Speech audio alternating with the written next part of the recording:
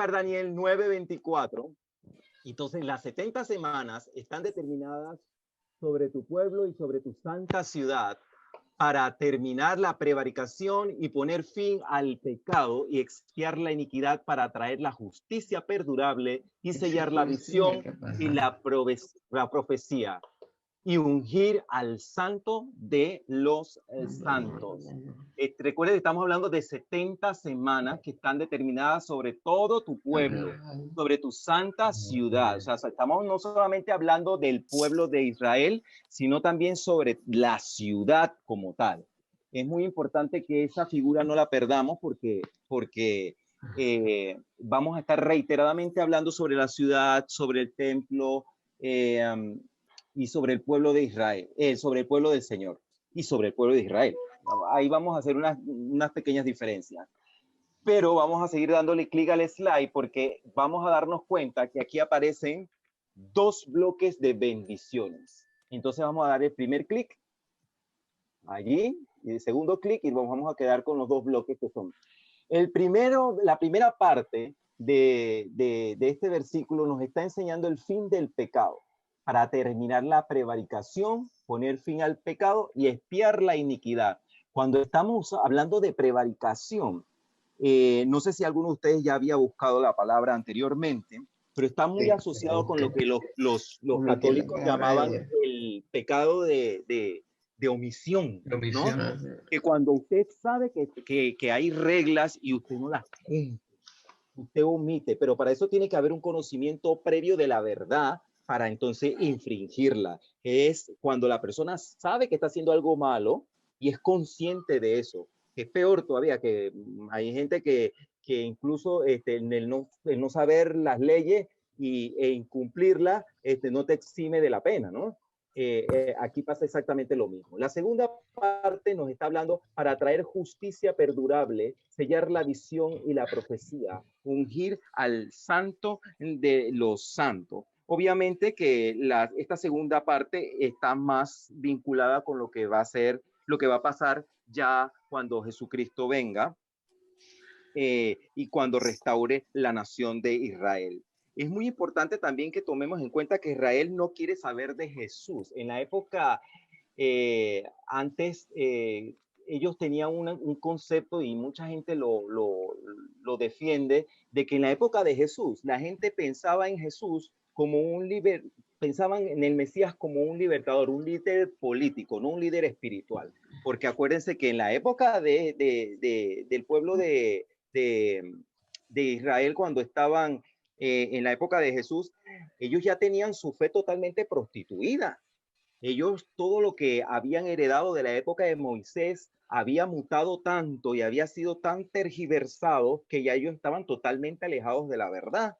Entonces Jesucristo llegó para poner orden y vino también para salvarlos en realidad. Pero ellos en realidad no quisieron saber sobre él y no lo aceptaron como Mesías como tal. Ahora, si alguien me puede buscar Romanos 11 del 25 al 27, mientras tanto les voy a estar hablando, Romanos 11 del 25 al 27, vamos a leer. Porque no quiero, hermanos, que ignoréis este misterio, para que no seáis arrogantes en cuanto a vosotros mismos, que ha acontecido a Israel endurecimiento en parte hasta que haya entrado la plenitud de los gentiles. Y luego todo Israel será salvo, como está escrito: vendrá de Sión el libertador, que apartará a Jacob la impiedad. Y este será mi pacto con ellos, cuando yo quite sus pecados. Ahí está hablando acerca de los gentiles. Fíjense que como Jesucristo vino y a los suyos vino y los suyos no lo recibieron, él dijo, bueno, pues de todas maneras yo vengo a salvar ahora a la humanidad, porque al fin y al cabo nosotros somos el objeto de su creación, ¿no? Entonces él vino también él extendió esa salvación no solamente exclusivamente al pueblo escogido, sino también a los gentiles, ¿no? Cuando se ha alcanzado la plenitud de los gentiles, eso se está refiriendo básicamente a que cuando nosotros como pueblo de Dios, iglesia de Dios, sigamos alcanzando más almas para Él, y en la medida en que sigamos dando testimonio de lo que el Señor puede hacer en nuestras vidas y ganemos más almas para Cristo, en la medida en que sigamos creciendo como iglesia, entonces el Señor va a cumplir, esos serán señales ya para cumplir todos los planes que Él tiene con el pueblo de Israel. Vamos a ver una pregunta muy pertinente a este versículo que sigue en el siguiente slide. A ver quién se atreve. Vamos a conversar un poquito sobre esto. Dios salvará a los judíos de hoy, porque recuerden que esa gente está bien dura y son de clavo pasado. O sea, esa gente son de los que viven y comen su Torá y todo eso, pero no creen que Jesucristo es un Mesías. Algunos ni lo consideran profeta. Y entonces, no sé, ¿creen que Dios quiere salvar a los judíos de hoy o va a salvar a los del futuro? ¿Cómo piensan ustedes que el Señor va a bregar el asunto judío antes de que Él venga? Yo entiendo que sí, Benjamín, que Dios los salvará siempre y cuando ellos reconozcan, ¿verdad? Porque es un proceso de reconocimiento. Sigue siendo el pueblo escogido y es un pueblo especial. Nosotros fuimos adoptados dentro de ese pueblo, pero los judíos, ¿verdad? Siguen teniendo ese lugar especial, al igual que lo tenemos ahora nosotros. Sí, y como habíamos visto, si le dan un clic si le das un clic más a la presentación, vas a ver que ahí tenemos el Romanos 11 del 25 al 27, porque ahí está diciendo de cuando venga de Sion el libertador, cuando él ya venga, entonces él vendrá a buscar a su pueblo. ¿Ven? Entonces sí, es cierto, él tiene un plan para salvar, aunque haya gente al final y al cabo, él va a cumplir su promesa, porque él no, en la Biblia yo no he encontrado una promesa de Dios que él no haya cumplido, porque las que no hayan cumplido se van a cumplir.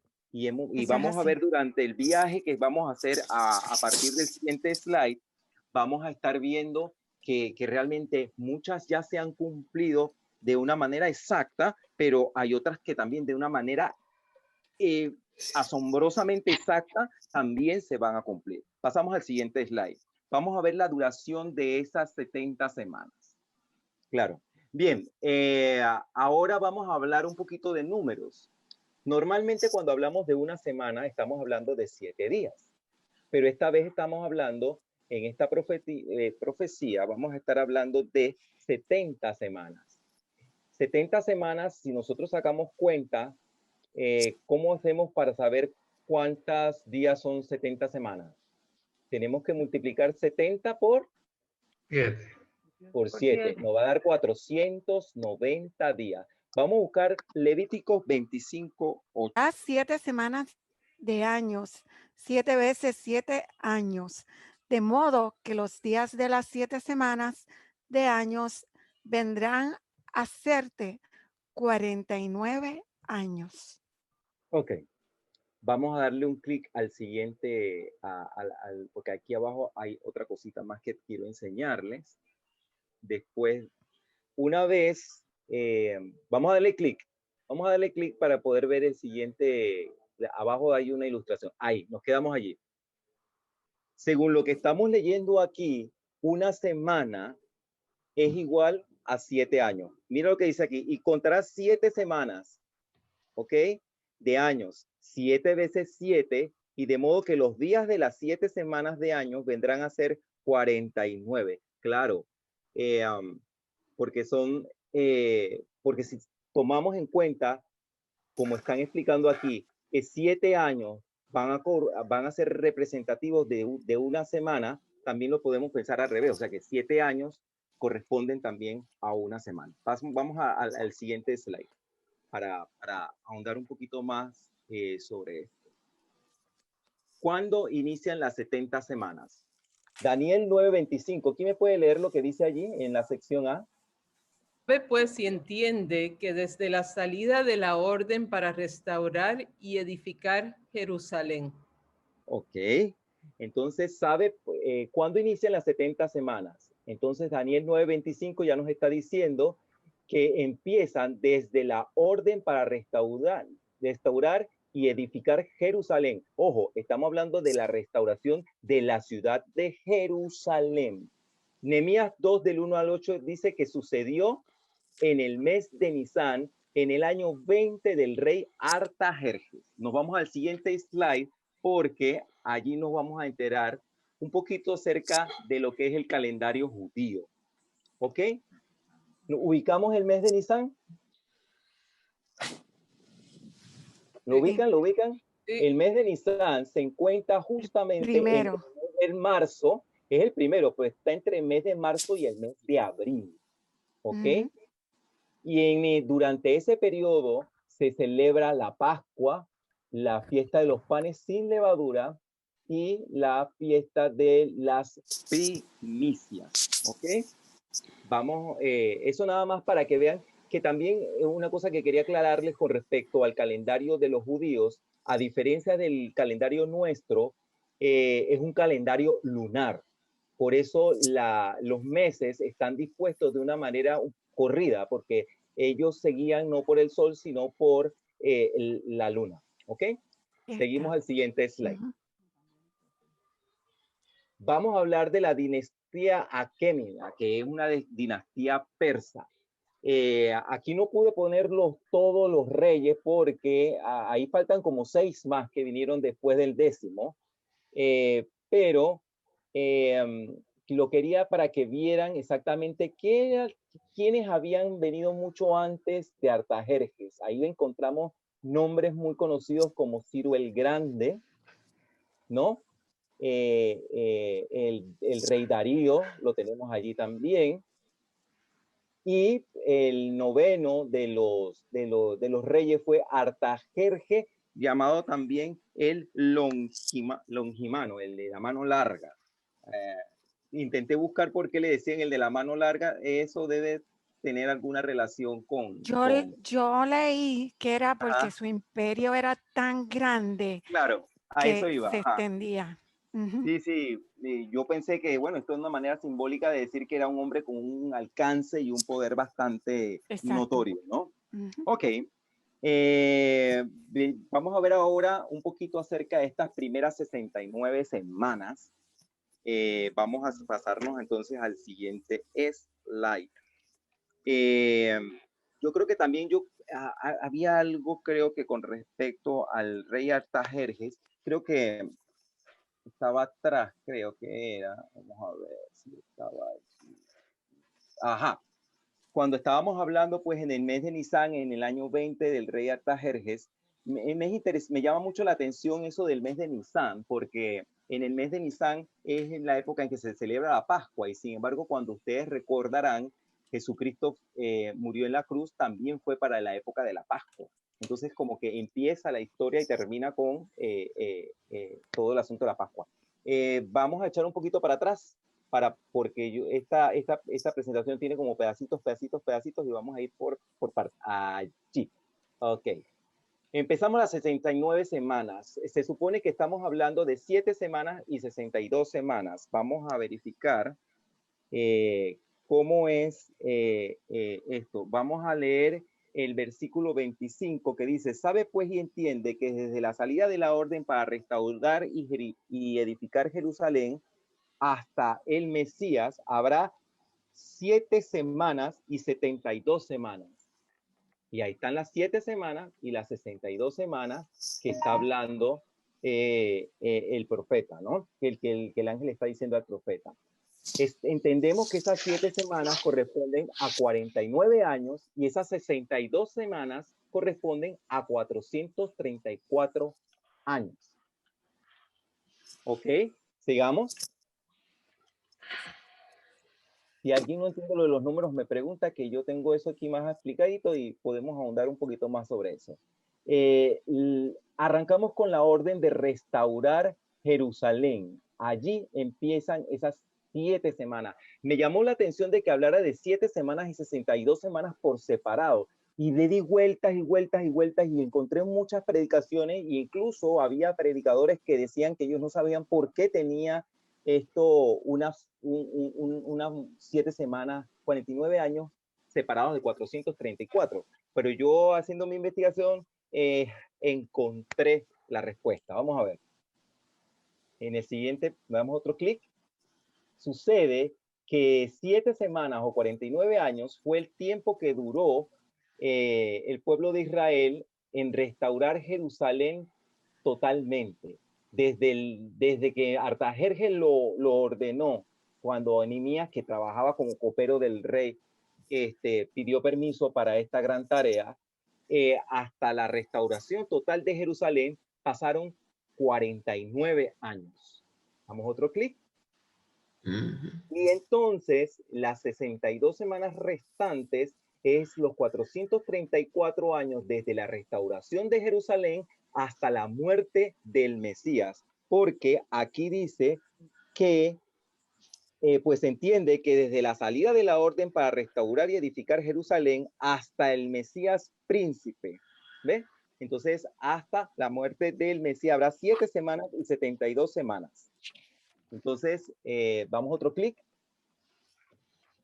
Este edicto se dio, apúntenlo por ahí porque vamos a sacar números con esto. Tócame aquí, mira, ¿me sientes cambiar la textura del cachete? Ok, 445 antes de Cristo. Ok. Tenemos después ¿cómo llegamos a los 445 años antes de Cristo? Porque esto no es que yo me lo inventé o yo me lo supe. Sucedió que en Nehemías 2 del 1 al 8 ya nos estaba hablando que en el año 20 del rey Artajerjes. Sin embargo, cuando nosotros vamos a buscar en el cuadro, ¿se acuerdan donde estaban los nombres de los reyes? Ahí el rey Artajerjes inició su mandato como rey en el año 465 antes de Cristo. Entonces, para poder saber exactamente en qué fecha se dio esa orden para restaurar Jerusalén, como estamos hablando de una época que antes de Cristo, todo lo que sea antes de Cristo se resta. Entonces, si estamos hablando que sucedió en el mes de Nisan en el año 20, quiere decir que pasaron 20 años de su reinado cuando entonces Nehemías le habló acerca de restaurar Jerusalén. Entonces, lo que tenemos que hacer es restar 465 menos los 20, se restan pues los 20 años y nos va a dar un total de 445 años antes de Cristo. ¿Nos quedó claro eso? Sí. ¿Sí? Que nos da 445 años porque hemos hecho la resta de los 20 años que estaban antes para poder ubicarnos en dónde empieza. ¿Ok?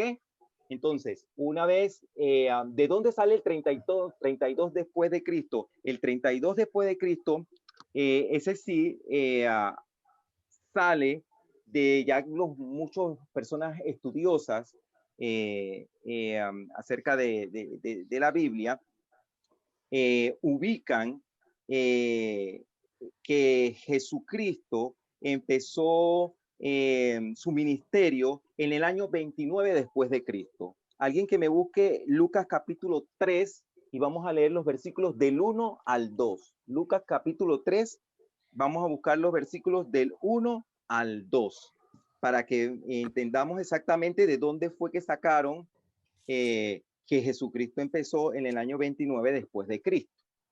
Mira, yo lo tengo. Ajá, vamos a leerlo. Del 1 al 2. Ajá, capítulo 3 del 1 al 2, Lucas. En el año 15 del imperio de Tiberio César, siendo gobernador de Judea, Poncio Pilato y Herodes, tetrarca de Galilea, y su hermano Felipe, tetrarca de Iturea y de la provincia de Traconite, y Lisanias, tetrarca de Abilinia, y siendo sumos sacerdotes Anás y Caifás, vino palabra de Dios a Juan, hijo de Zacarías, en el desierto. Amén.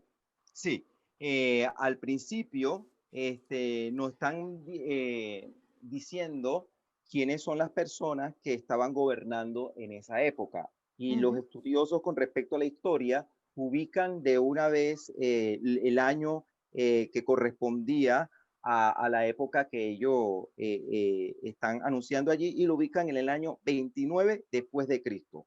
Pero todos sabemos que Jesucristo empezó un ministerio que duró 3 años, ¿es cierto? Que duró 3 años. Como duró 3 años y ya estamos hablando que es después de Cristo, lo que tenemos que hacer es sumarle esos 3 años a los 29, ¿verdad?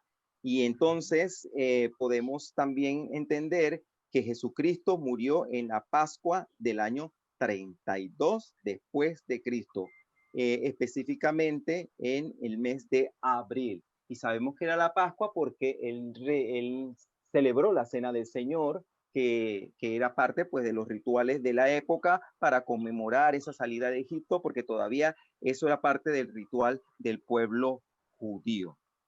Entonces, del año 445 al 32, vamos a estar viendo otra definición muy importante de lo que son los años proféticos. Entonces, para entender un poquito acerca de los años proféticos, vamos a buscar Apocalipsis 11 del 2 al 3. Y esto viene porque cuando tomamos los 445 años antes de Cristo al 32 después de Cristo y los sumamos, nos da 477 años. Entonces ahí empiezan problemas, porque si nos da 477, eso no nos va, no concuerda con los 483 años que se supone hay entre las 7 semanas y las 62 semanas. Vamos a ver la siguiente slide que dice años proféticos y alguien que busque Apocalipsis 11 del 2 al 3. Apocalipsis 11 del 2 al 3. Lo tengo, Benjamín. ¿Lo puedes leer, por favor? Sí, dice así: pero el patio que está fuera del templo, déjalo aparte y no lo midas, porque ha sido entregado a los gentiles, y ellos hollarán la ciudad santa 42 meses. Y daré a mis 2 testigos que profeticen por 1260 días, vestidos de silicio. Ok. Bien, vamos a ir para atrás porque nos tenemos que dar con los 1260 días nada más. ¿Ok? Para atrás. Ahí estamos. Ok, bien. Nos estaba hablando de 42 meses y 1260 días. En esta parte, en esta porción del Apocalipsis, estaba hablando de 42 meses y 1260 días. Pero eran 2 hechos que se estaban llevando a cabo de manera paralela y de alguna forma las personas que han estudiado esto entienden que esos 42 meses, cuando él hablan de las personas que estaban vestidas de silicio y de 2260 días, están hablando exactamente de la misma cantidad de tiempo. Lo único que en una la están hablando en días y la otra la están hablando en meses. ¿Cómo nos damos cuenta? Si nosotros tomamos esos 1260 días y lo dividimos entre 42, nos da 30 días, ¿verdad? ¿Alguien que lo pueda verificar? Sí. 1260 entre 42 nos da 30 días. Seguimos. En el siguiente, damos un clic. Aparecen 477 años, que era lo que nos daba cuando nosotros le sumábamos 445 más 32 nos daba 477 años, que no se comparaba a los 483, que eran los 483, que era la suma de las 7 semanas con las 62 semanas. ¿Me siguen? Entonces, como que los números no encajaban, como que el 477 y el 483 no era el mismo número. Pero entonces, ¿qué fue? Que la profecía fue inexacta, se equivocó.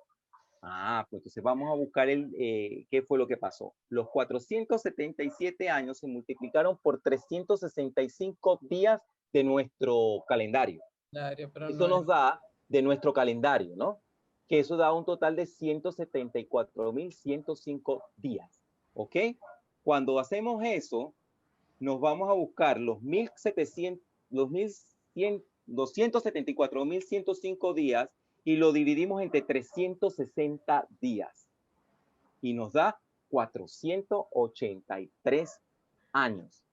Que eso nos viene a referir que cuando hablamos de los 483 años y de los 477, estamos hablando exactamente del mismo periodo de tiempo. Lo que pasa es que los 477 años están vistos desde la perspectiva de los años proféticos, que son años de 30 días, y no estamos hablando de 360 días, y no de 365 días como el nuestro. Por eso es que al momento en que sacamos la cantidad, en uno da un número menor y en otro el número más grande. Pero como quiera, tanto los 483 años como los 477 años que abarca desde Artajerjes hasta la muerte de Jesucristo, podemos asegurar que tanto los 477 años como los 483 años no están equivocados. La única cosa es que los 477 años están contados en años proféticos. ¿Ok?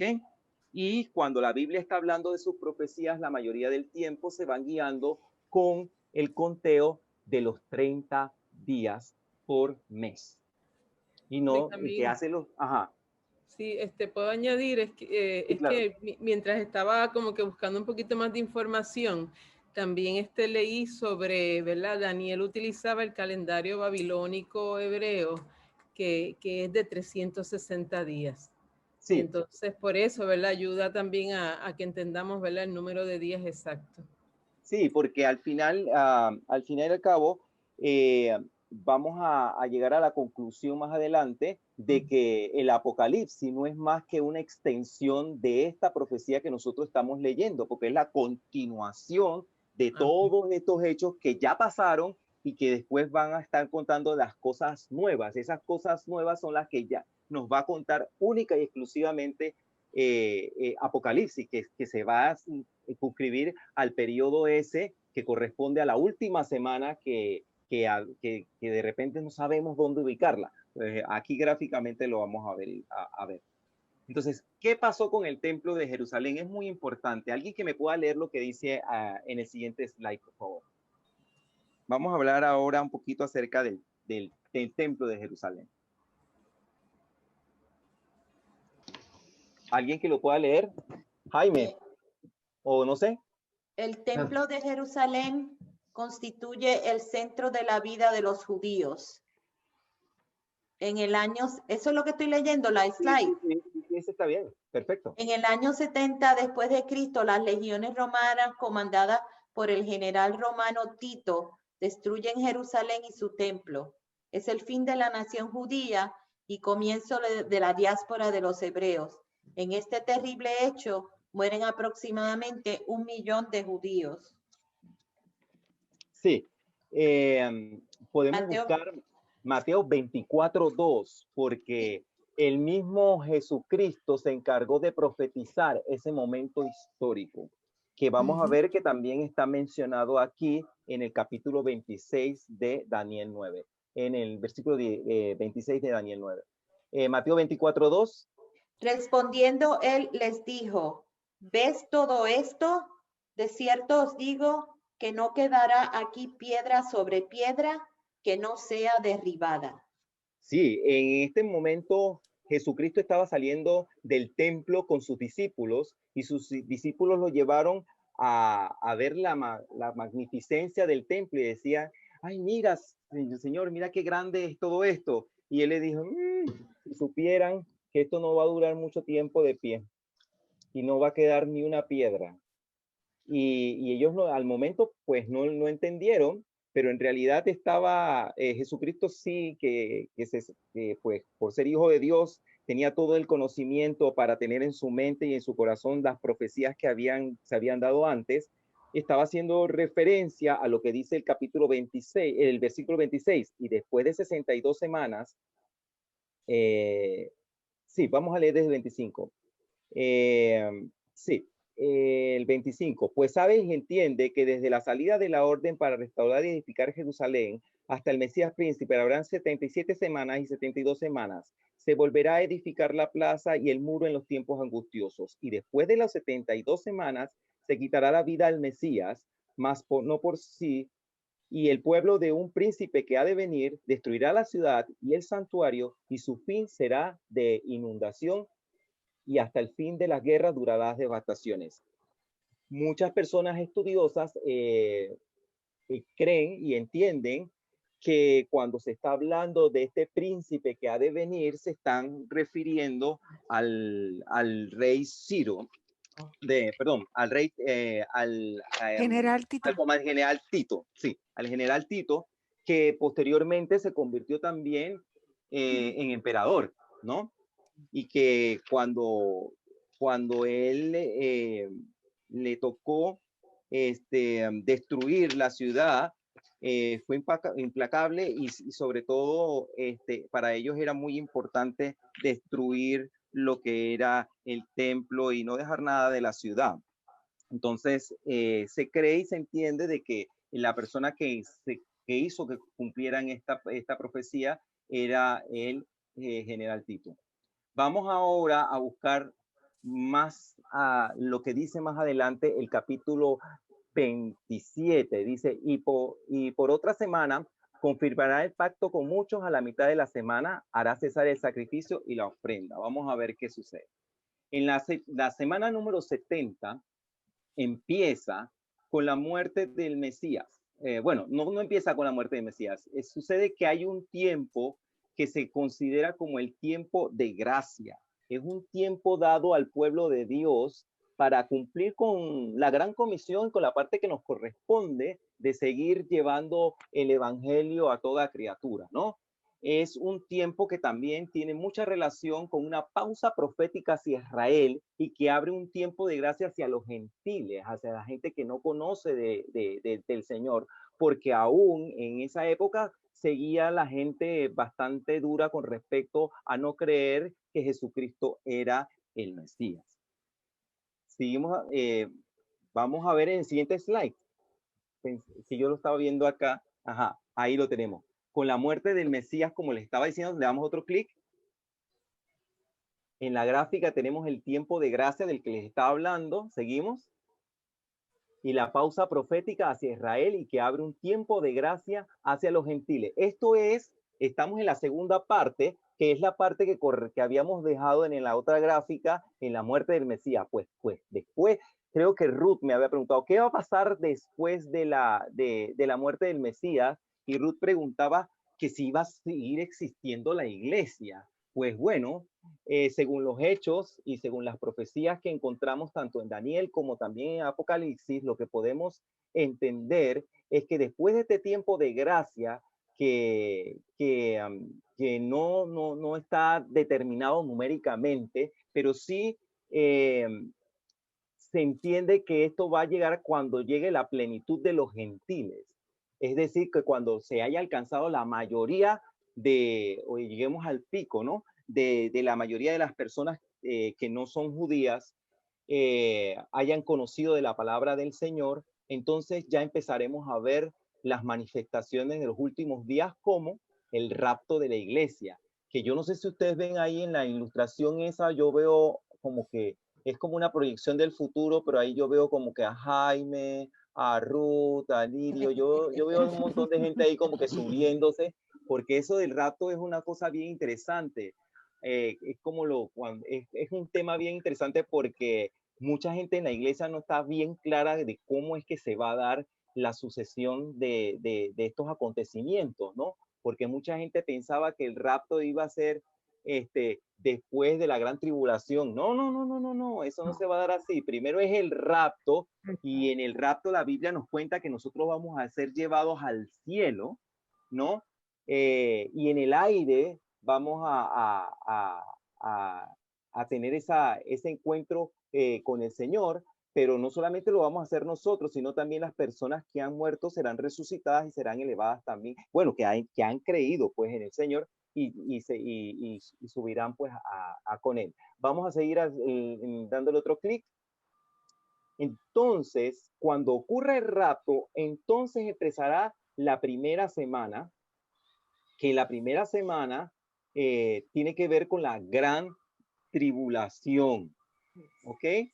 Entonces vamos a ver un poquito, hacemos la pausa allí, porque en el capítulo 26 al final decía, se quitará la vida al Mesías, mas no por sí, o sea, porque no era por él, sino que su pueblo lo iba a llevar a la cruz, y el pueblo de un príncipe que ha de venir, que estamos hablando de Tito, destruirá la ciudad y el santuario, y su fin será con inundación, y hasta el fin de la guerra durarán las devastaciones. Es importante que sepamos que el pueblo judío actualmente no tiene un templo en donde adorar a Dios, a su Dios, no existe.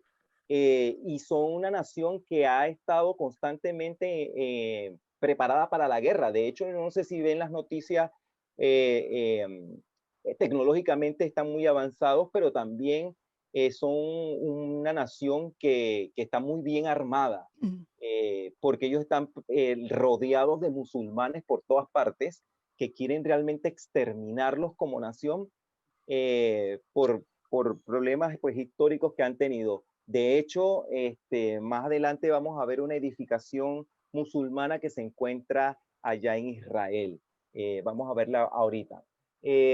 Bueno, después de esta semana que corresponde a los 7 años, viene la tribulación.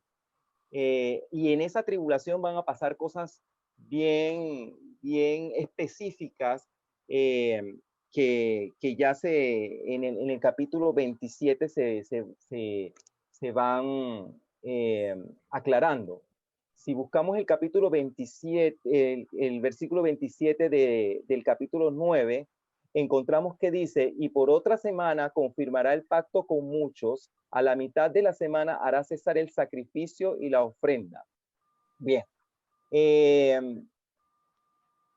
Cuando están hablando ya de la siguiente semana, como ya les dije, están empezando lo que corresponde a la tribulación. Pero si somos bien, abrimos nuestra mente y escuchamos bien, nos están hablando de que en la otra semana confirmará el pacto con muchos, a la mitad de la semana hará cesar el sacrificio y la ofrenda. Recuerden que ellos no tienen actualmente un templo.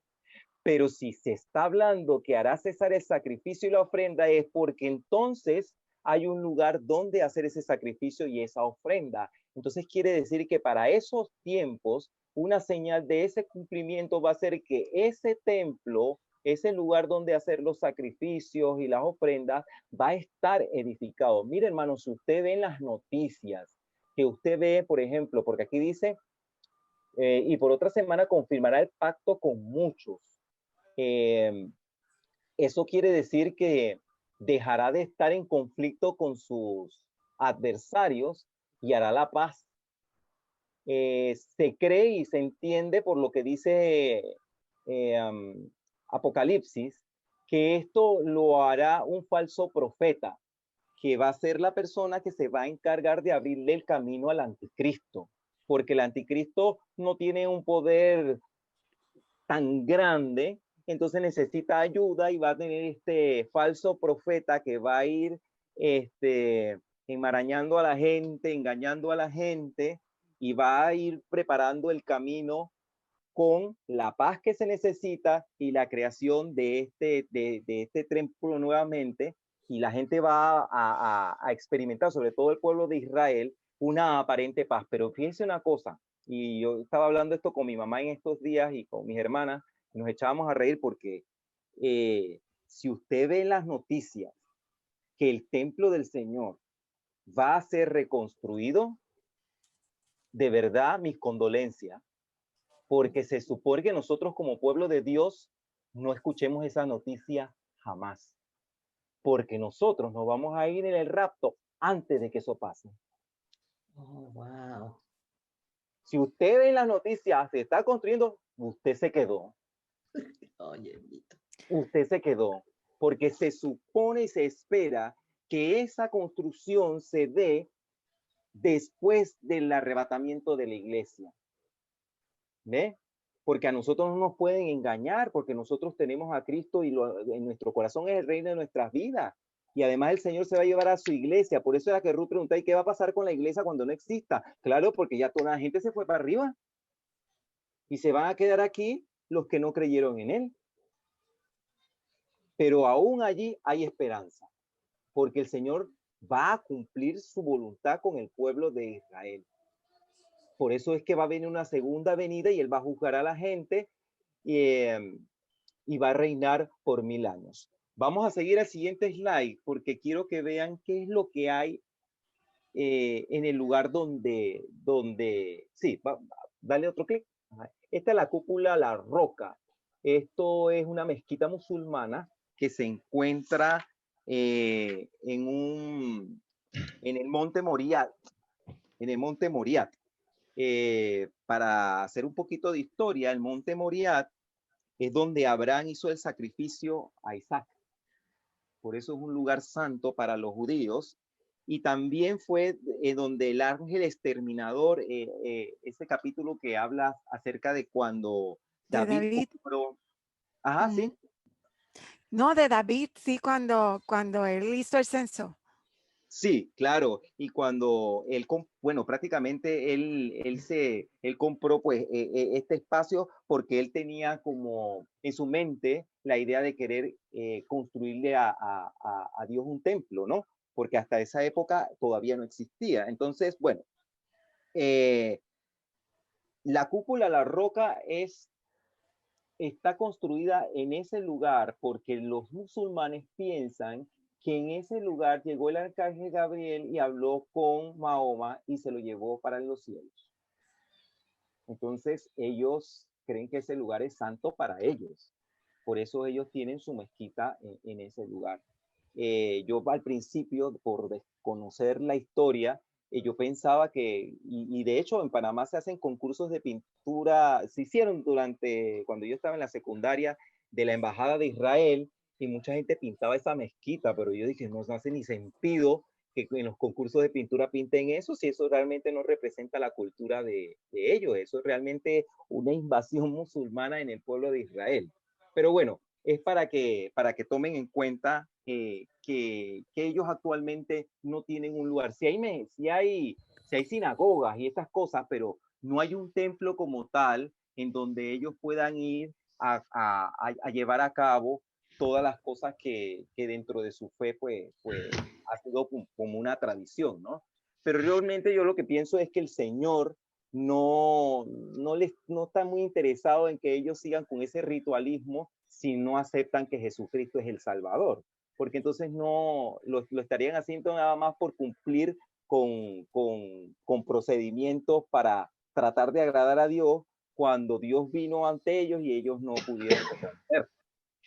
Seguimos al otro slide. La semana 70. Esta semana 70 es bien interesante porque en el versículo 27 dice, y por otra semana confirmará el pacto con muchos. ¿Ok? Esa es la primera mitad. Confirmará el pacto con muchos, que eso significa, como ya les expliqué, que este falso profeta lo que va a lograr es hacer la paz contra sus enemigos, ¿no? Cuando usted ve, y si usted se perdió la noticia de la construcción del templo, pero usted logró alcanzar a ver en las noticias por cable que había un acuerdo de paz de Israel con todos sus enemigos musulmanes, pues lamentablemente mis condolencias, usted se quedó. Usted se quedó, mis condolencias, porque si usted logra ver eso en las noticias, quiere decir que usted no se fue en el rapto, porque eso es parte de lo que va a ocurrir una vez el Señor venga por su pueblo. En la segunda mitad hará cesar el sacrificio y la ofrenda. Mira qué interesante.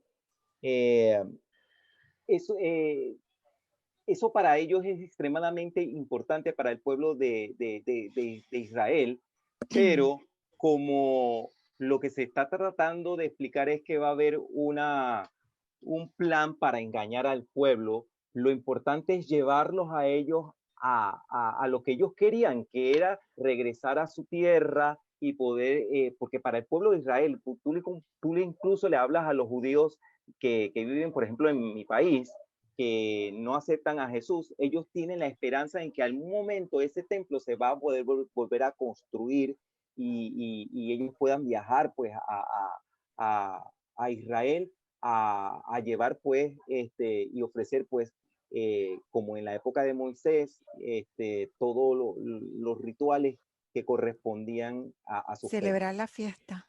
Claro que sí. Luego entonces nos está hablando que después, a la mitad de la semana, hará cesar el sacrificio y la ofrenda. Después, con la muchedumbre de las abominaciones, vendrá el desolador, es decir, vendrá el anticristo, porque una vez ya tienen embobada a la gente, y la gente, ay, qué bien, todo se arregló, y en medio de esta paz aparente, entonces vendrá el desolador, que será el anticristo, y vamos a buscar segunda de Tesalonicenses 2:4, que es una explicación más exhaustiva de eso de la muchedumbre, las abominaciones que se van a dar y la consumación y lo que está determinado se derrame sobre el desolador. Explica exactamente a qué se refieren estas palabras. Vamos a buscar segunda de Tesalonicenses 2:4. El cual se opone y se levanta contra todo lo que se llama Dios o es objeto de culto, tanto que se sienta en el templo de Dios como Dios, haciéndose pasar por Dios. Sí, así mismo. Eso va a ser lo abominable de todo esto, ¿no? De que se va a sentar en el trono y va a tratar de unificarlo todo. Muchas predicaciones que escuché nos advertían, por ejemplo, de señales del fin, como cuando se habla, bueno, ya una señal del fin es hablar de la globalización, de tratar de unificar a todo, ¿no? Tratar de unificar la economía, tratar de tener una sola moneda, y de tratar incluso de tener una sola religión, ¿no? Y parte del principio de querer traer una nueva religión también es crear el panteísmo y quitar quizás un poco de ver también incluso hasta los animales, verlos como pequeños dioses también, porque es una cuestión de tergiversar el hecho de desviar la atención hacia Dios y crear otras alternativas para la fe. Entonces ya estamos viendo que este anticristo va a venir a creerse, sentirse como Dios, ¿no? Y eso lo podemos ver en Apocalipsis muy bien descrito. Vamos a buscar en 2 de Pedro 10:12. Yo lo tengo aquí en el siguiente slide. Por favor, si alguien me lo puede leer. Segunda de Pedro. Segunda de Pedro, ok, no. Vamos a ver qué era porque está mal escrito. 10:12. Vamos a ver si es 10:12 porque ahí está mal escrito. Es que en Segunda de Pedro solo hay 3 capítulos. Segunda de Pedro 3 del 10 al 12 yo creo que es. Me faltó el 3. Creo, pero como quiera está ahí. Dale Sí, clic sí. porque está escrito ahí. Dale Está, al siguiente. Pero dale al siguiente slide. Oh. Porque ahí, creo que me comí el 3. Sí, creo que sí. Pero lo podemos leer, si alguien por favor me lo puede leer.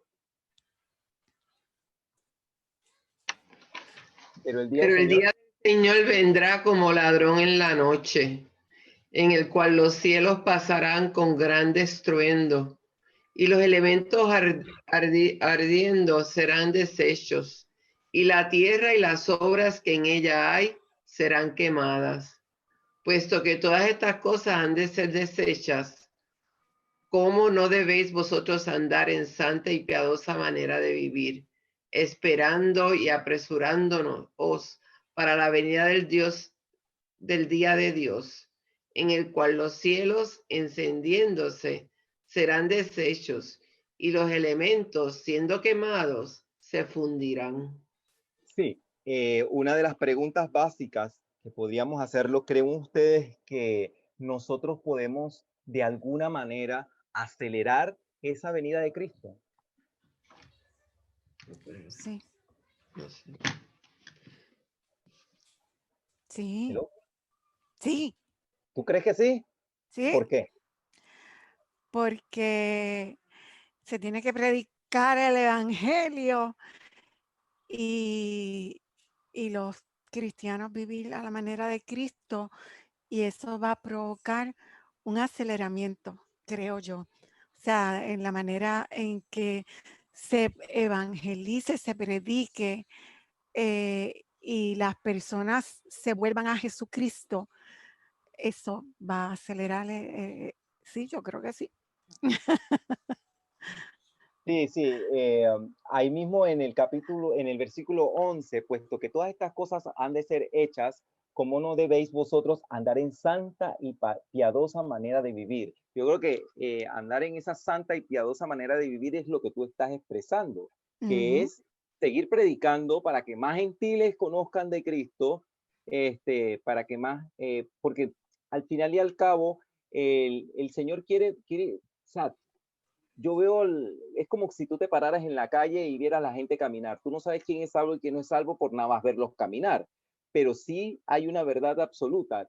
Todo mundo tiene un alma que Dios quiere salvar. Amén. Todo ser humano tiene un alma que Dios quiere salvar. Entonces, de ahí, ¿por qué nosotros no podemos perder la oportunidad de hablar de Cristo a una persona? Si la voluntad de Dios es salvar a todo aquel que está perdido, ¿no? Entonces, esperando y apresurándoos para la venida del día de Dios. Claro que sí. Entonces quiere decir que sí podemos apresurar eso si nosotros cumplimos con la gran comisión, por ejemplo, ¿no? De predicar el evangelio a otras personas, ¿no? Pero es ahí donde yo veo el problema básico de las iglesias de hoy en día, y ustedes me dirán si estoy equivocado, de que yo, y no lo digo pues por cosas que he visto, ¿no? Que las iglesias de hoy en día les pasa que se convierten como en pequeños carruseles, en donde un carrusel, ¿alguien me puede decir hacia dónde se dirige un carrusel? Por el círculo. En ningún sitio. Y créame que el carrusel tiene motor que lo hace girar y gasta energía dando vuelta, y hay que echarle gasolina o electricidad para que ande, y se gasta y se gasta y se gasta y se gasta, pero da vueltas y da vueltas, pero no va para ningún lado. Y yo creo que a la iglesia de Dios en algunos momentos yo creo que le ha pasado eso, que ha estado girando, gastando, y entonces hacemos actividades, pero todo lo hacemos es para nosotros, y nos olvidamos de esa gran comisión que ir y buscar a la gente que está perdida. O sea, que está bien que hagamos para comunión entre nosotros, pero también tenemos que salir de nuestras paredes y buscar a la otra gente, porque ese IT no es y que cuando tú quieras, ese IT es una orden de hacerlo ya, porque hay cierta urgencia de cumplir eso. ¿Ves? Y entonces hemos que quizás a veces caído en eso de que gastamos mucha energía haciendo actividades, cultos muy bonitos, pero ¿para qué? Si al final y al cabo estamos montados en el carrusel y no hay una dirección hacia dónde queremos llegar, que es satisfacer esa expectativa del Señor en cumplir esa gran comisión de ir, salir como iglesia. Porque yo he escuchado incluso gente que me dice, pero si yo doy testimonio con mi vida, yo no tengo que estar predicando y hablando del Señor si yo con mi vida hay que salir y hay que hablar. Hay que salir y hay que hablar, y yo creo que eso es una mentira del diablo, de aquel que nada más piensa que con el testimonio de su vida va a hacer que la gente se convierta. Yo creo que la palabra de Dios tiene poder, y como palabra hay que utilizarla para poder hablarle al corazón de la gente. Amén. Solamente los hechos. Ajá. Benjamín, yo quería, ¿verdad? ¿Te recuerdas que yo mencionaba la otra vez del COVID-19? Y, ¿verdad? Puede parecer a lo mejor como un poquito difícil de ponerlo, pero el COVID-19 ha sido un tipo de prueba para hacer que la gente, ¿verdad? No tengas miedo y hables a aquel, ¿verdad? Que necesita, que tiene, que tú sabes que dices, bueno, a lo mejor esta persona se puede morir y déjame aprovechar la oportunidad y darle un poquito, ¿verdad? De lo que yo conozco. Y yo creo que sirve, ¿no?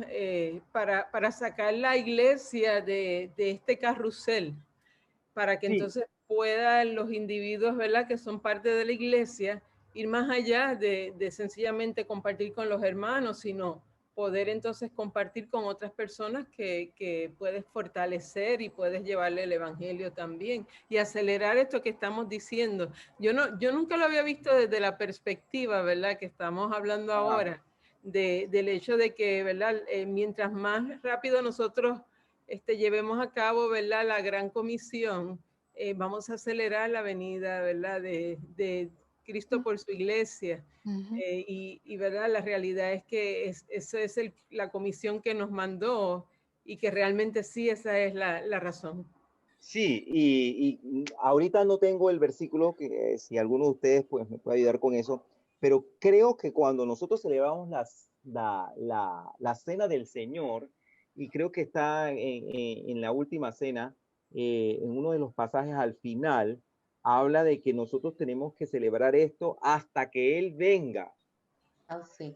Hasta que Él venga, pero en la manera que está, sé que lo leí, al momento no lo tengo a mano, pero sé que estaba escrito y la intención de las palabras era como que sí, sigan recordando esto, no lo olviden, no olviden este sacrificio, síganlo manteniendo presente, porque eso es como la motivación que nos va a llevar a hacer la tarea que nos corresponde, ¿no? Ese sacrificio, tenerlo presente allí todos los días. Imagínense, no, vuelvo y repito, en la época de Daniel no había templo, sin embargo, él no podía llevar a cabo ningún tipo de sacrificios ni nada porque no había un lugar santo donde hacerlo. Sin embargo, él lo que podía hacer era orar. ¿Ven? Y entonces él lo que hizo fue que a la hora del sacrificio de la tarde, él se puso a orar y fue cuando recibió la respuesta de parte de Dios cuando le mandó el ángel. O sea que no hay excusa. Yo creo que mientras tengamos la intención de querer buscar de Dios, nosotros vamos a estar ayudando a que esa venida se haga lo más rápido posible, ¿no? Porque somos un grupo, si nos comparamos, ¿verdad? Los cristianos versus los musulmanes, por ejemplo, nosotros somos poquitos con respecto a la gente que profesa esa fe, pero a pesar de que somos como esa pequeña manada de la cual el Señor hablaba, podemos tener un gran impacto si hacemos en nuestro trabajo. Busquemos ahora Lucas 12:32, si alguien por favor lo puede leer. Lucas. Sí, y antes de leerlo, quería recordarles que había un par de cositas que no hablé en su debido momento, pero la historia del pueblo judío sí ha sido muy triste después de lo que pasó con Tito, porque ellos no han parado de sufrir, han tenido una historia muy dolorosa y la historia no miente. Han tenido a Hitler, por ejemplo, que fue el autor del Holocausto, y luego en España, que se dio la expulsión de los judíos y que se dio esta gran diáspora, ¿no? Que hizo que los judíos, pues, porque igual cuando se destruyó por Tito el templo y la ciudad y todo esto, a él se dice que él llegó a matar hasta 1 millón de judíos. Y entonces eso también los llevó a esparcirse por el mundo. Entonces, los que estaban, por ejemplo, en España, también de una manera violenta fueron expulsados. Y ese hecho que se dio en España también contribuyó a ese antisemitismo, ¿no? Porque yo no he escuchado de alguien de ese odio hacia hacia otras nacionalidades, por ejemplo, porque esto es un odio hacia todo lo que sea judío, ¿no? Entonces, eso se da prácticamente nada más se da con ellos, ¿no? Pero el Señor quiere llevarlos a través de todos estos acontecimientos a que puedan llegar en algún momento al conocimiento de la verdad, ¿no? De que el ritualismo no sirve de nada si no está comprometido el corazón. ¿Alguien quería añadir algo antes de leer Lucas 12:32? No, que el argumento que siempre han usado es que los judíos fueron los que mataron a Cristo para entonces hacerle la guerra en ese sentido. Así que, basándose en eso, pues los han pues, criticado, los han clasificado como enemigos por esa razón. Sí. Realmente conversando con otras amistades mías, ellos me decían, no, lo que pasa es que los judíos de hoy en día son descendientes de los fariseos y esos son los que mataron a Cristo. Así mismo, Sí, descendientes de fariseos, esa gente no cree en Cristo, pero no es menos cierto que están los judíos mesiánicos que aceptan, que mantienen perfectamente intactas las tradiciones judías, pero aceptan que Jesucristo es el como su Mesías que se Mesías. estaba esperando. Alguien que me lea, por favor, Lucas 12:32. No temáis, manada pequeña, porque a vuestro Padre le ha placido daros el reino. Manada pequeña, seguimos nosotros siendo quizás minoría, pero no importa qué tan pequeños seamos, porque esto es como David y Goliat, ¿no? Que David, aún siendo pequeño, pudo vencer a Goliat. Entonces, el Señor está contento en darnos a nosotros su reino, porque nosotros somos sus hijos, porque lo Amén. extendió a los gentiles, porque su pueblo, y yo entiendo que a él le dolió mucho que su pueblo lo rechazara, pero gracias a que él permitió que eso también sucediera, ustedes y yo podemos conocer esa verdad y decir que amamos a Dios y que por eso es que estamos aquí escudriñando las escrituras, ¿no? Porque se nos abrió la oportunidad y somos parte y estamos viviendo pues esa dispensación de la gracia de Dios en nuestros días, ¿no? Que es ese periodo de tiempo en el que el Señor está volcándose hacia nosotros y nos va a ayudar a que nosotros hagamos la tarea que nos toca, ¿no? Para que Él pueda venir lo más pronto posible y cumplir con todas las cosas buenas que Apocalipsis nos dice cuando Él restablezca el reino de Israel sobre la tierra, porque Él lo va a hacer justo después de la gran tribulación y del juicio final. Él bajará, será coronado y entonces podremos disfrutar de una nueva Jerusalén, como la Biblia lo explica, y que eso está muy arraigado en el corazón del pueblo judío, ¿no?